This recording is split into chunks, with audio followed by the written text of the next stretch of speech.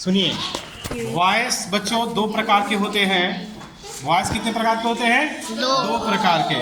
देखिए, वॉइस को क्या कहते हैं? वाच्य। क्या कहते हैं? वाच्य। वॉइस दो प्रकार के होते हैं, एक्टिव वॉइस कर्मवाच्य और पैसिव वॉइस कर्तृवाच्य। एक्टिव वॉइस जब कर्ता द्वारा किसी कार्य का संपादन हो तो उसे एक्टिव वॉइस कहा जाता है। जैसे राम किताब पढ़ाता है, पैसिव वॉइस में।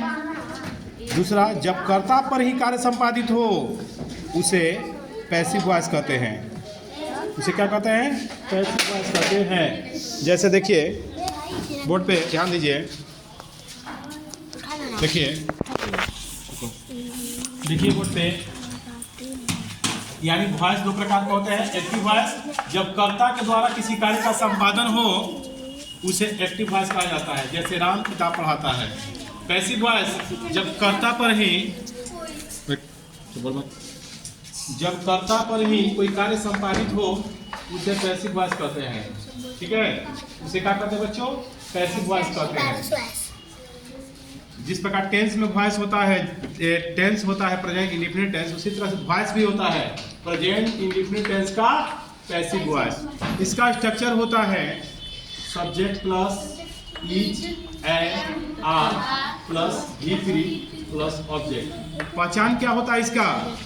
जिस हिंदी वाक्य के क्रिया के अंत में जाता है, जाती है, जाते हैं लगा हो उसे प्रेजेंट इंडेफिनिट टेंस का पैसिव वॉइस कहते हैं। नियम, यदि वाक्य में द्वारा लगा हो तो आई बदलता है मी में, सी बदलता है हर में, ही बदलता है हिम में, वी बदलता है अस में, दे बदलता है देम में, यू बदलता है यू में, और दो नाम बदलते हैं देम में। जैसे एक वाक्य देखिए बोर्ड पे, उसे किताब पढ़ा जाता है। उसे का क्या होता है? ई के साथ है इज। अब जाता वाक्य पहचान है, जाता पहचान चिन्ह है, तो इसका मीनिंग नहीं लिखते हैं। जाता का पहचान चिन्ह से इसका मीनिंग नहीं लिखते। पढ़ाया का होता है टीच। टीच का तीसरा क्या होता है? Teach, taught, taught. टॉट किताब का ये बुक। अब यही रहता कि हम लोगों के द्वारा उसे किताब पढ़ा जाता है। तो यहाँ से पढ़ाना चालू करेंगे।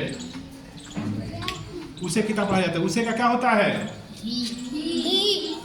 ही के साथ है टीच। और जाता के नहीं लिखते, पढ़ाया का टीच है। टीच के तीसरा रूप है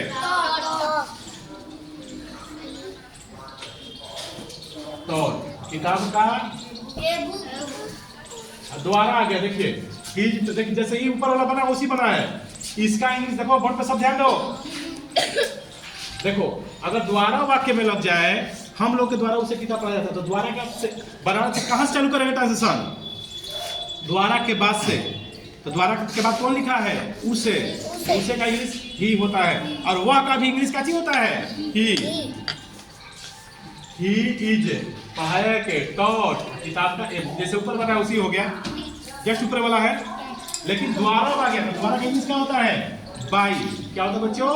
द्वारा का क्या होता है? बाई। हम लोग का इंग्लिश क्या होता है? वी। तो वी क्या बदल जाएगा?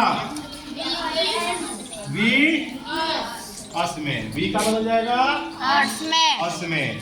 ठीक है। अगर यही रहता कि उन लोगों के द्वारा तुम्हें खिलाया जाता है, कैसे बनाएंगे?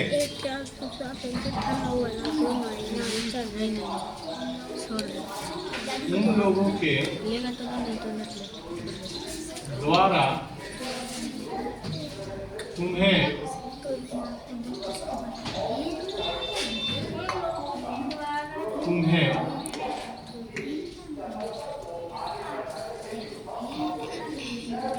कैसे बनाइएगा? हाँ, पहले तुम्हें का देखिए, द्वारा के बाद से बनाना चालू करेंगे, क्योंकि देखो द्वारा आ गया है। अगर द्वारा वही है तो यही चालू करते हैं। तो तुम्हें का यू के साथ है। अब जब तक नहीं लिखेंगे, खिलाया के क्या होता है? फीड है। तो फीड का तीसरा रूप है फीड, फेड। लिखवाए थे, नहीं लिखा हो तो कॉपी किसी से मांग के लिख लीजिएगा। You are fed. अब दोबारा का इंग्लिश है हाय। उन लोग का मीनिंग किसको पता है? उन लोग का मीनिंग दे। उन लोग का क्या होता है? दे। उन लोग का भी मीनिंग उन लोग का दो मीनिंग होता है। दे माने वे लोग भी होता है और उन लोग भी होता है ना। तो दे क्या बदल जाएगा बताइए? देम में क्या बदल जाएगा? देम में हो गया। कब बदलता है? जब वाक्य में द्वारा लगा रहता है तो ठीक है। देखो इसमें नहीं ना बदला है, ही में बदला, यहाँ पे नहीं बदला है। चलिए उतार लीजिए इतना।